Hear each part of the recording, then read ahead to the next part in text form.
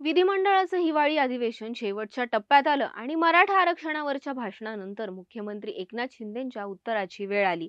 मुख्यमंत्री शिंदेंनी मराठा आरक्षणावर सविस्तर भूमिका मांडली. आता शिंदेंनी भूमिका मांडली.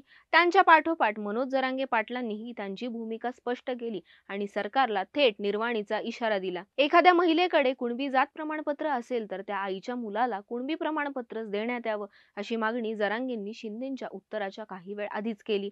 आता या मागणीला सकारात्मक उत्तर देत शिंदेंनी जरांगेंना आशेचा किरण दाखवला. पण मूळ मागणीबाबत गुगली टाकत शिंदेंनी जरांगेंवरच गेम टाकलाय. मराठा आरक्षणाबाबत शिंदेंनी सरकारची भूमिका स्पष्ट केली आणि त्यामुळे आता खरी कसोटी ही जरांगेंची आणि आरक्षणासाठी आशावादी असणाऱ्या मराठा समाजाची असणार आहे.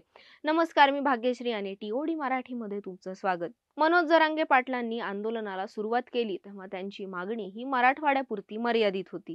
त्यानंतर त्यांनी संपूर्ण महाराष्ट्रातल्या कुणबी नोंदी तपासून मराठा समाजाला सरसकट ओबीसीतून आरक्षण देण्याची मागणी केली. यानुसार एकनाथ शिंदेंनीही शिंदे समितीला राज्यभर कुणबी नोंदी तपासण्याच्या सूचना दिल्या. सध्या लाखोंच्या संख्येनं कुणबी नोंदी सापडतात आणि याच दरम्यान मराठा समाजाला कुणबी दाखले देऊन आरक्षण द्यावं अशी मागणी करणाऱ्या मनोज जरांगेंनी आपली नवी मागणी पुढे केली. ती म्हणजे आईकडे कुणबी प्रमाणपत्र असेल तर तिच्या मुलांनाही कुणबी प्रमाणपत्र मिळालं पाहिजे. आता साहजिकच जरांगेंच्या नव्या मागणीबाबत छगन भुजबळ, बबनराव तायवाडे यांच्यासारख्या ओबीसी नेत्यांची भूमिका ही विरोधी होती. असं असलं तरी जरांगेंच्या नव्या मागणीला रक्ताच्या नातेवाईकांना कुणबी प्रमाणपत्र मिळणार असं सकारात्मक उत्तर देताना एकनाथ शिंदेंनी जरांगेंना दिलासा दिला.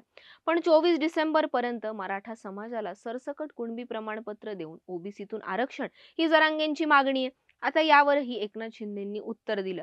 पण जरांगेंची ही मागणी पूर्ण करण्याचं आश्वासन त्यांनी दिलं का? तर नाही. यावेळी शिंदेंनी गुगली टाकत मागासवर्ग आयोगाचा अहवाल एका महिन्यात येईल असं स्पष्ट केलं आणि फेब्रुवारी महिन्यात विशेष अधिवेशन बोलवून मराठा आरक्षण देऊ असंही शिंदे म्हणाले. म्हणजेच काय, तर जरांगेंनी सरकारला आरक्षण देण्यासाठी 24 डिसेंबर पर्यंतची डेडलाईन दिली. पण एकनाथ शिंदेंनी थेट फेब्रुवारी महिन्यात आरक्षण देण्याचा विषय काढला आणि गुगलीच टाकली. आता यात गुगली कशी? तर शिंदेंचं म्हणणं आहे की सध्याच्या ओबीसी आरक्षणाला धक्का न लावता कायद्याच्या चौकटीत टिकणारं मराठा आरक्षण आम्ही देऊ. पण त्यासाठी फेब्रुवारी महिन्यात विधिमंडळाचं विशेष अधिवेशन बोलवणार असल्याचं शिंदे म्हणाले. शिवाय सुप्रीम कोर्टात दाखल असलेल्या क्युरेटिव्ह पिटिशन बाबतही सरकार आशावादी असल्याचं शिंदे म्हणतात. पण 10 दिवस होऊन गेले तरी क्युरेटिव्ह पिटिशन बाबतचा निकाल सुप्रीम कोर्टानं जाहीर केलेला नाहीये. आता जरांगेंची मूळ मागणी ही मराठा समाजाला सरसकट कुणबी प्रमाणपत्र देऊन ओबीसीतून आरक्षण देण्याची. पण मराठा समाजाला आरक्षण देताना ओबीसी किंवा इतर कुठल्याही आरक्षणाला धक्का न लागता आरक्षण मिळालं पाहिजे ही आपली भावना आहे असं मुख्यमंत्री एकनाथ शिंदे म्हणाले.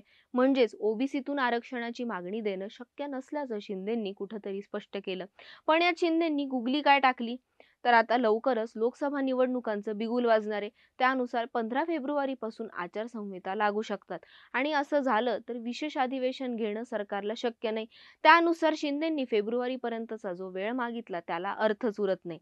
शिवाय दुसरा मुद्दा म्हणजे आमदार अपात्रतेचा.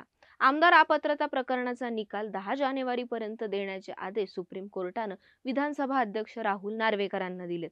त्यामुळे एकनाथ शिंदेंसकट ज्या आमदारांवर अपात्रतेची टांगती तलवार आहे ते आमदार पात्र की अपात्र याचा निकाल 10 जानेवारीपर्यंत देणं नार्वेकरांना भाग आहे. नार्वेकरांनी काहीही निकाल दिला तरी तो योग्य की अयोग्य यावर शिक्कामोर्तब हे शेवटी सुप्रीम कोर्टाचंच असणार आहे. त्यामुळे फेब्रुवारीपर्यंत काय होऊ शकतं हे सांगणं आता अवघड आहे.